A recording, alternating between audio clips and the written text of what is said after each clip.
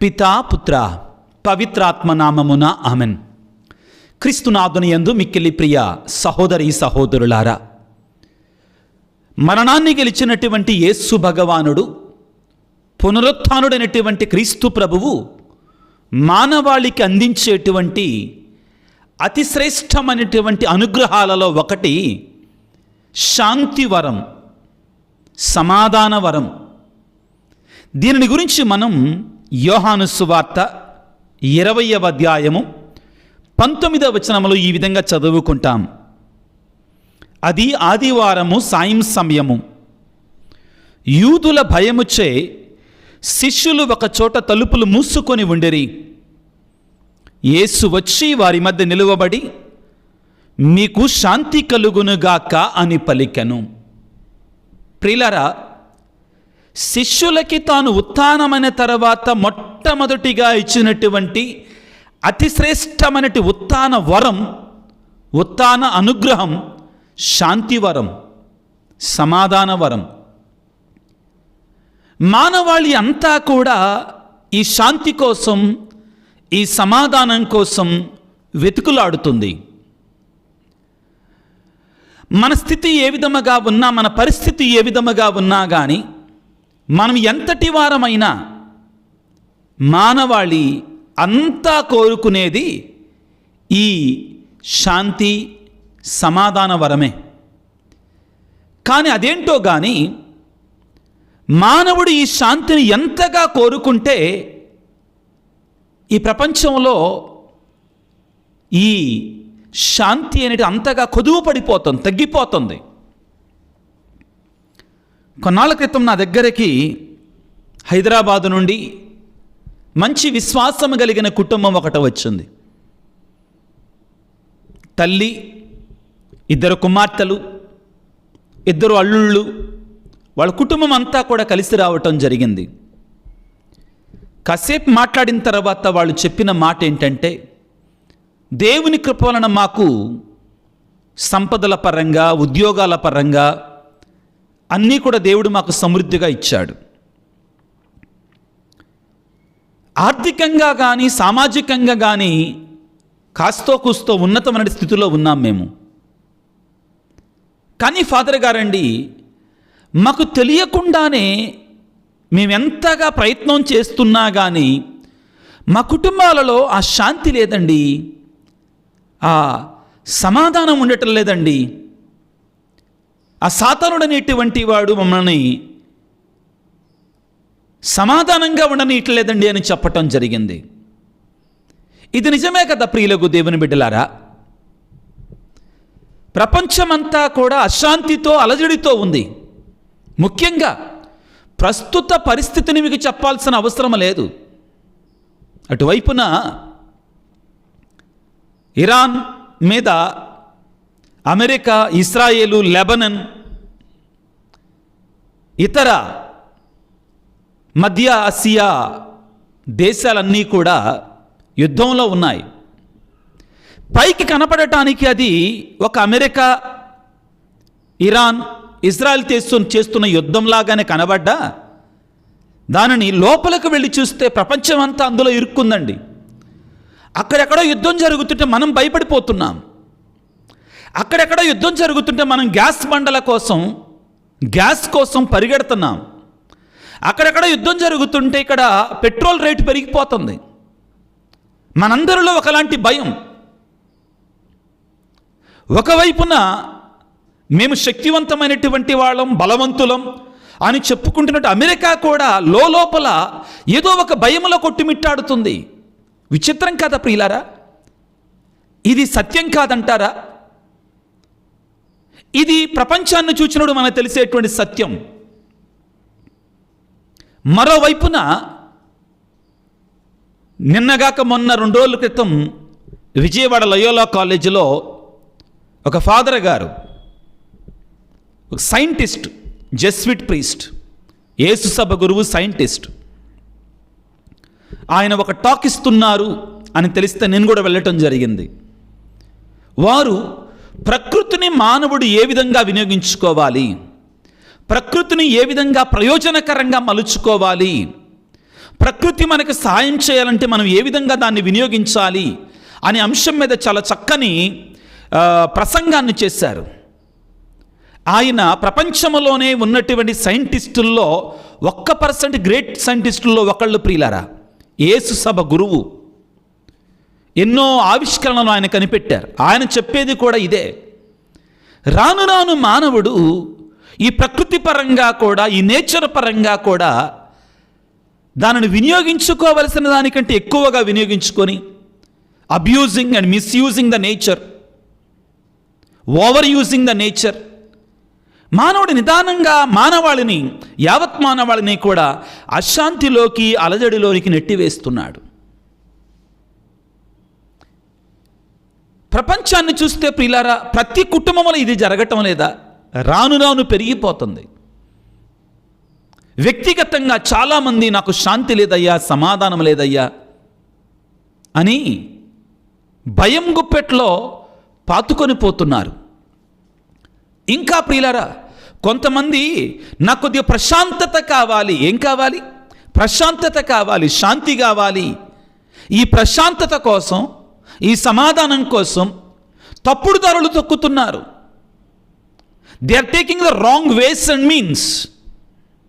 Drugs అని, తాగుడని, ఇతర సంబంధాలని, ఈ శాంతి కోసం, ఈ సమాధానం కోసం.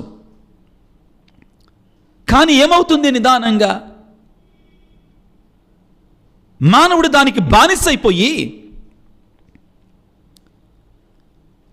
బానిసలుగా మారిపోయి ఇంకా అశాంతికి, అలజడిలో పడిపోతున్నాం. ఈనాడు ఏం జరుగుతుందండి? యోహాను సువార్త 20:19 అది ఆదివారము సాయం సమయం. యూదుల భయముచే శిష్యులు ఒకచోట తలుపులు మూసుకొని ఉన్నారు. ఏం చేస్తున్నారు? భయముతో, శాంతి లేక, సమాధానం లేక తలుపులు మూసుకొని ఉన్నారు. ప్రస్తుతం మానవాళి కూడా తన చుట్టూ తాను తలుపులు బిగించుకొని ఉంటుంది. తాగుడు అనేటి వ్యసనములో బానిసలైపోయి తలుపులు బిగించుకుంటున్నాం. మనం బందీలమైపోతున్నాం, బందీలుగా చేసుకుంటున్నాం మనలో మనమే.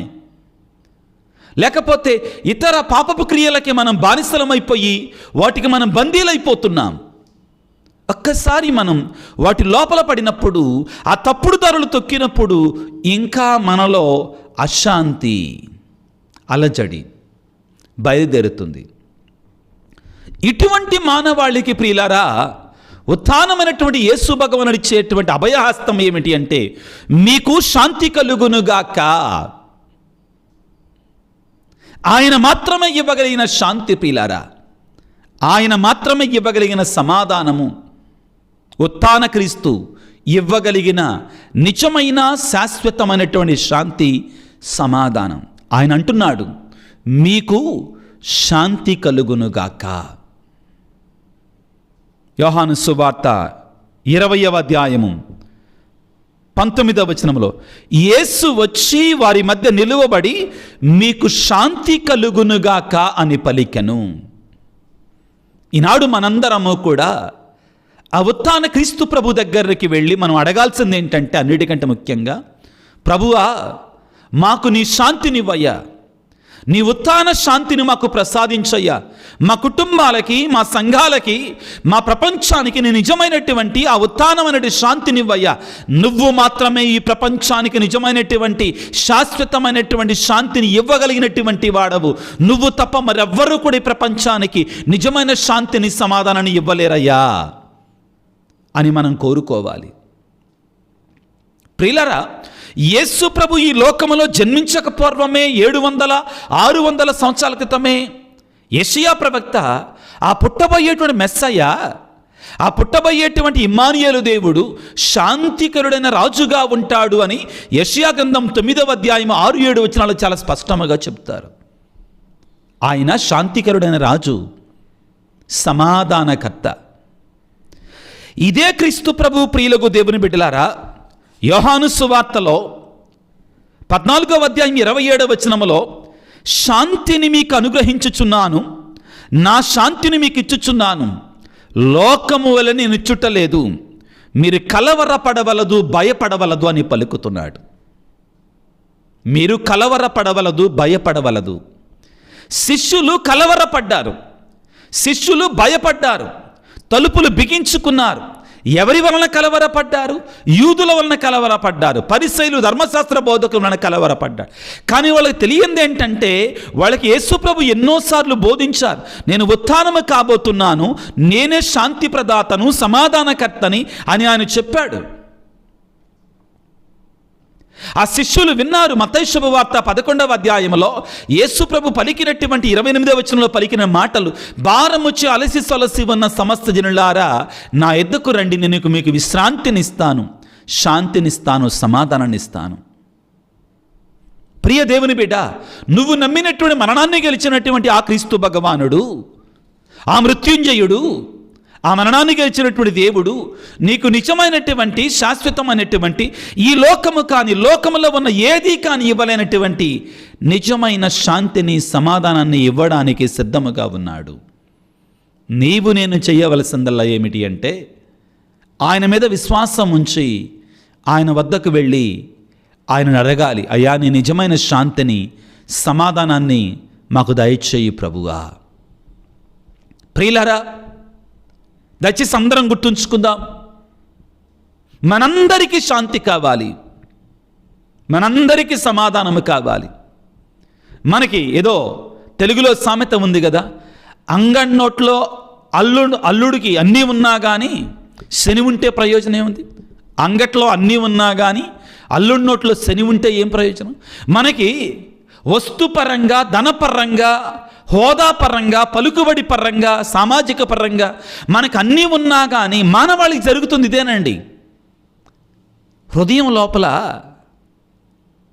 శాంతి లేకపోతే ఏం ప్రయోజనం? జరిగేది అదే మానవాళికి.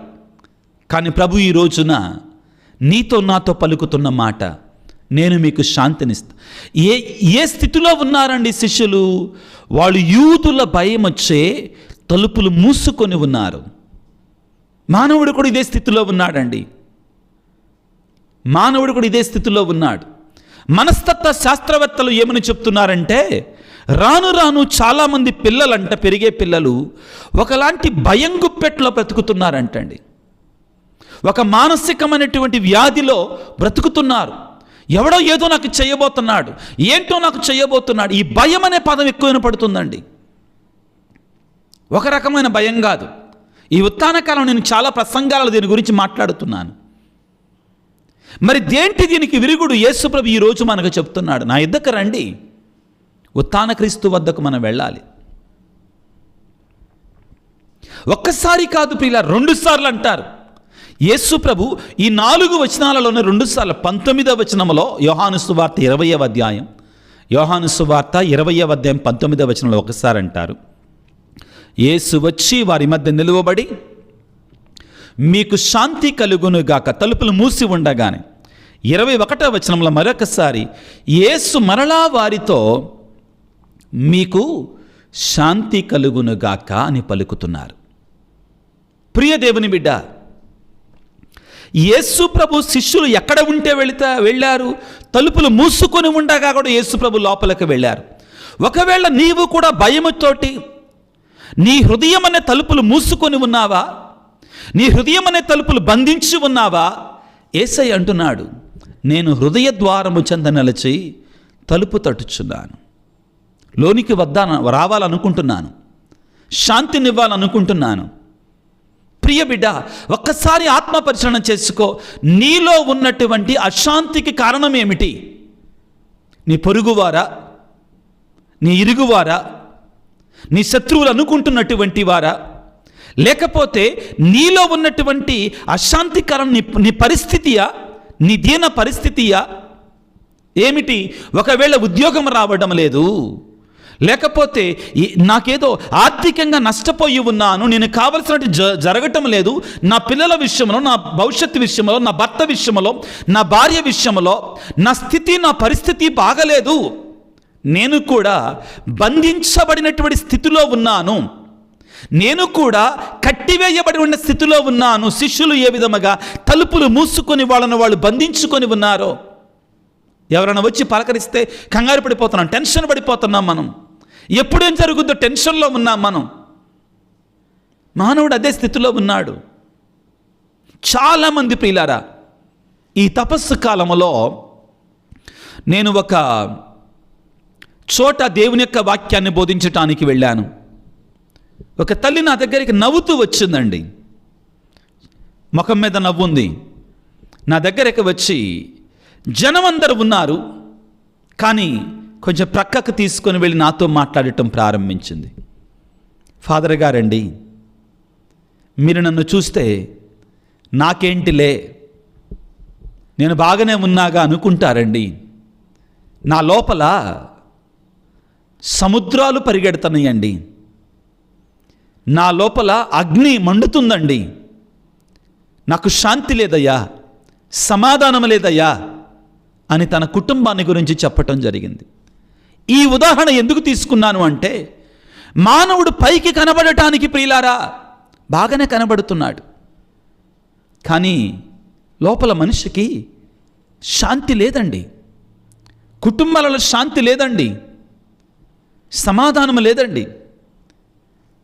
మనం అనుకుంటాం ఈ పేరు ప్రఖ్యాతులు పొందినటువంటి ఈ సినిమా హీరోలు కానీ, రాజకీయ నాయకులు కానీ, లేకపోతే ఉన్నతమైన స్థితిలో ఉన్నటువంటి వారు, ఆర్థికంగా బలపడినటువంటి వారు, వాళ్ళకేంటిలే అంటాం, ఈ పదం వాడతాం మనం, వాళ్ళకేంటిలే అంటాం. లేదండి, అందరి బ్రతుకులు జక్కయ్య బ్రతుకులే, అందరి బ్రతుకులు జక్కయ్య బ్రతుకులే. ఏమని ఉంటుంది? అతడు పేరు మోసినటువంటి వాడు, ధనికుడు, ప్రఖ్యాతులు ఉన్నటువంటి వాడు, కానీ హృదయంలో శాంతి లేదు, సమాధానం లేదు. కాబట్టి యేసు ప్రభు మొట్టమొదటిసారిగా శిష్యులకి యోహాను సువార్తలో తలుపులు మూసి ఉండగా కనబడ్డప్పుడు పలికిన మాట ఏమిటి అంటే, యోహాను సువార్త 20వ అధ్యాయం 19వ వచనంలో, పిల్లరా మీకు శాంతి కలుగునుగాక. మొదటిగా మనకు అది కావాలి.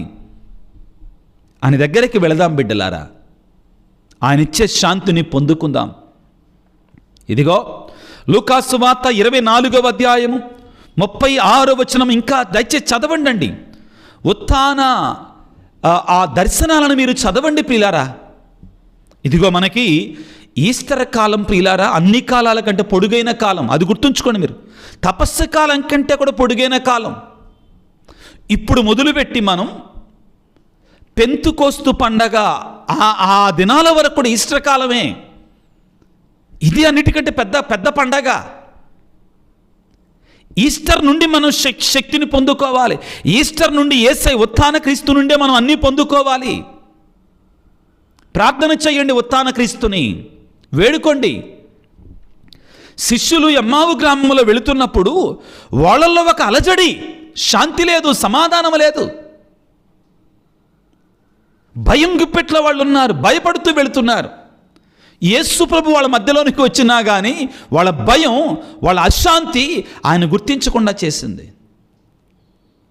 కానీ యేసు ప్రభు వాక్యాన్ని బోధించినప్పుడు వాళ్ళల్లో ఒక నెమ్మది, దానితో పాటుగా ఆనందం, సంతోషం, శాంతి పెళ్ళుబికింది, ప్రజ్వలించింది. మనం చదువుకుంటాం ప్రియులారా, లూకాసు వార్త 24వ అధ్యాయంలో. ఇదిగో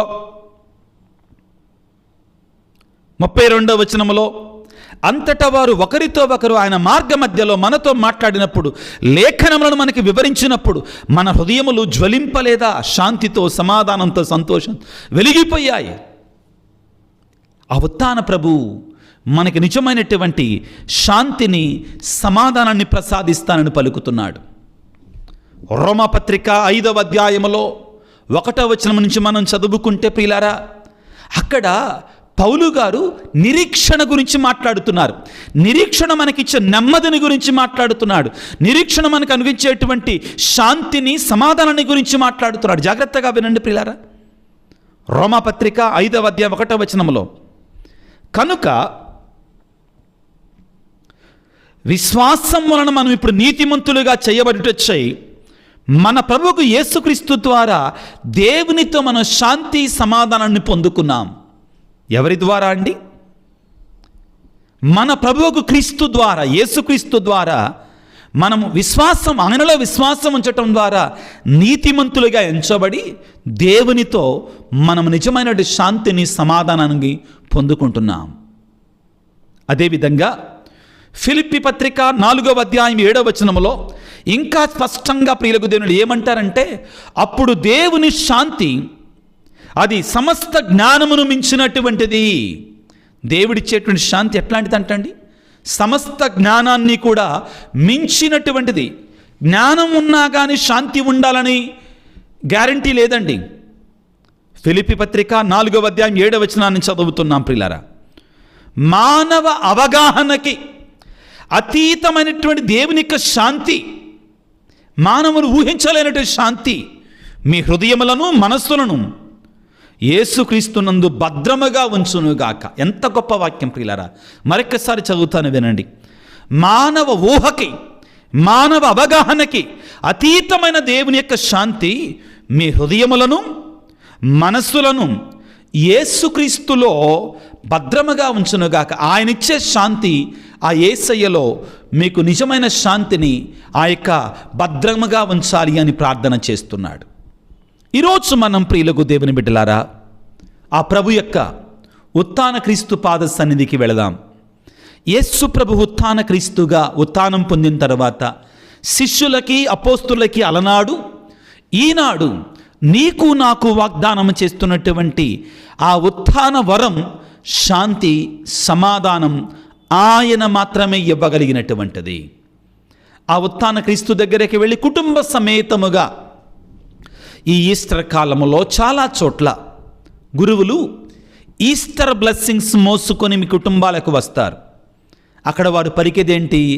క్రీస్తు శాంతి మీకును మీ కుటుంబాలకును ఉండునుగాక, క్రీస్తు సమాధానం మీతో మీ కుటుంబాలతో ఉండునుగాక అని పలుకుతాడు. ఆ నిజమైనటువంటి శాంతిని, సమాధానాన్ని మనందరం పొందుకోవటానికి ప్రయత్నం చేద్దాం. తలలు వంచి యేసు ప్రభువుని వేడుకుందాం. సర్వశక్తిమంతుడా, సర్వోన్నతుడా, ప్రేమామయుడా, ఓ ఉత్థాన క్రీస్తువా, మరణాన్ని గెలిచిన దేవా, శాంతికరుడైన రాజా, సమాధానకర్త, ఈనాడు ప్రత్యేకంగా మీరు మీ శిష్యుల దగ్గరకు వచ్చి భయంగుప్పెట్లో యూదుల భయం వచ్చే తలుపులు మూసుకొని బంధించుకొని అశాంతితో అలజడితో ఉన్నటువంటి వారి మధ్యలోనికి వచ్చి మీకు శాంతి కలుగునుగా కానీ పలుకుతున్నావు. ప్రభువా, మా స్థితి ఏ విధంగా ఉన్నా, మా పరిస్థితి ఏ విధముగా ఉన్నా కానీ నీవు మా హృదయములో నుంచి చొచ్చుకొని రాగలిగిన దేవుడవు. మాలో ఆ కోరిక ఉంటే చాలు. ప్రభువా, ఈ ప్రపంచమంతటా కూడా యుద్ధాల వలన అశాంతితో అలజడితో కొట్టుమిట్టాడుతూ ఉంది, భయంగుప్పెట్లో బ్రతుకుతూ ఉంది. ఓ యేసయ్యా, ఓ ఉత్థాన క్రీస్తువా, ఈ ప్రపంచానికి శాంతినివ్వండి అయ్యా, సమాధానాన్నివ్వండి తండ్రి. అదేవిధంగా ఎన్నో కుటుంబాలు, ఎంతోమంది కుటుంబ సభ్యులు అశాంతితో అలజడితో బ్రతుకుతున్నారు. ప్రభువా, సఖ్యత లేదు, శాంతి లేదు, సమాధానం లేదు. రేపటి రోజున ఏం జరుగుతుందో భయముతో బ్రతుకుతున్నారు. తండ్రి, కుటుంబాలను మీరు సందర్శించండి. గురువుల ద్వారా మీ నిజమైన శాంతిని, ఉత్థాన సంతోష సమాధానాలని మా కుటుంబాలన్నిటికీ ప్రసాదించండి. ప్రత్యేకంగా వ్యక్తిగతంగా ఎంతోమంది బిడ్డలు ఆ ప్రైవేట్ జీవితంలోనికి వెళ్ళినప్పుడు, ఆ వ్యక్తిగత జీవితంలోనికి వెళ్ళినప్పుడు భయంకరమైనటువంటి అశాంతితో అలజడితో మేమందరం కొట్టుమిట్టాడుతున్నామయ్యా. దానికి వివిధ కారణాలు ఉండవచ్చు ప్రభువా. కానీ ఈ రోజున మీరు అంటున్నారు, ఆ శిష్యుల వద్దకు వెళ్ళి మూసిన తలుపులు మూసినట్లుండగానే వాళ్ళ మధ్యలోనికి వెళ్ళి మీకు శాంతి కలుగునుగా కానీ పలికారు. ప్రభువా, మా హృదయాలలోనికి రండి. ఓ ఉత్థాన క్రీస్తువా, మా మనసులలోనికి వేంచేసి రండి. మా కుటుంబాలలోనికి వేంచేసి వచ్చి మీ నిజమైనటువంటి శాంతిని, సమాధానాన్ని సమృద్ధిగా ప్రసాదించండి. సాతానుడు మా కుటుంబాలని, మా వ్యక్తిగత జీవితాలని అశాంతితో నింపాలని ప్రయత్నం చేస్తున్నాడు. ఆ సాతాను కుతంత్రాలని, తంత్రోపాలను పారద్రోలండి. నీ యొక్క ఉత్థాన సంతోషాన్ని, శాంతిని, సమాధానాన్ని ఈ వాక్య పరిచర్యలో పాల్గొంటున్న ప్రతి బిడ్డకు కూడా మీరు సమృద్ధిగా ప్రసాదించమని, మీ ఉత్థాన సంతోషంతో నింపమని అలనాడు మీరు పలికారు. లోకములను నేను ఇవ్వడం లేదు, నేను ఇచ్చేటువంటి శాంతి నిజమైన శాంతి అని పలికారు. అటువంటి శాశ్వతమైన శాంతిని మాకు దయచేయమని, ముఖ్యంగా ఎవరైతే బిడ్డలు నిజంగానే వేదనతో, అశాంతితో ఉన్నారు వారిని సందర్శించండి ప్రభు. ఈనాడే, ఈ క్షణంలో ఈ వాక్య పరిచర్యలో పాల్గొంటుండగా, ఈ ప్రార్థనలో పాల్గొంటుండగా అటువంటి బిడ్డలలో పునరుత్తేజాన్ని, నూతన జీవాన్ని, నూతన సంతోషాన్ని ప్రసాదించమని మనాదురైన క్రీస్తు ద్వారా వేడుకొనుచున్నాము తండ్రి, ఆమెన్. ప్రభువు మీతో ఉందరుగాక, మీ ఆత్మతో ఉందరుగాక. సర్వశక్తి గల సర్వేశ్వరుడు పిత, పుత్ర, పవిత్రాత్మ తన ఉత్థాన శాంతి సమాధానాలతో మిమ్ము మీ కుటుంబాలను సమృద్ధిగా దీవించి ఆశీర్వదించి కాపాడుదురుగాక. God bless you. దేవుడు మిమ్ము దీవించుగాక. ఆమెన్.